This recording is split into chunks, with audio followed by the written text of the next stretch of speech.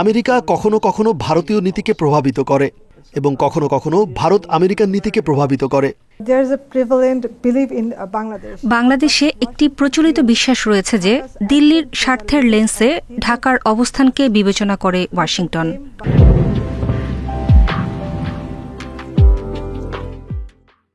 একজন প্রাক্তন ভারতীয় কূটনীতিকের সাম্প্রতিক দাবি এই ধারণাগুলোকে সমর্থন করে এবং ভাবতে বলে যে যুক্তরাষ্ট্র ভারতের প্রভাবে বাংলাদেশের উপর চাপ প্রয়োগের মাত্রা নির্ধারণ করে।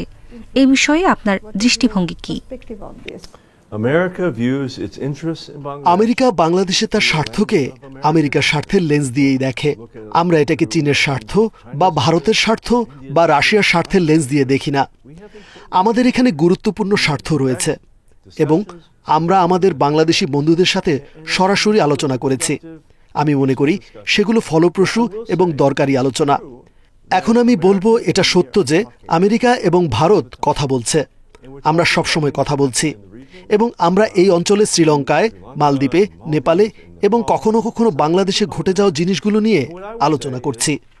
আমি যা বলবো তা হলো আমেরিকা কখনো কখনো ভারতীয় নীতিকে প্রভাবিত করে এবং কখনো কখনো ভারত আমেরিকান নীতিকে প্রভাবিত করে। এটাকেই আমরা কূটনীতি বলি। আমরা এই অঞ্চলের সমস্ত দেশের সাথে এটি করছি। এটা পুরোপুরি স্বাভাবিক, কিন্তু আমরা আমেরিকান মূল্যবোধ এবং আমেরিকান অগ্রাধিকারের মাধ্যমেই আমাদের স্বার্থ দেখি।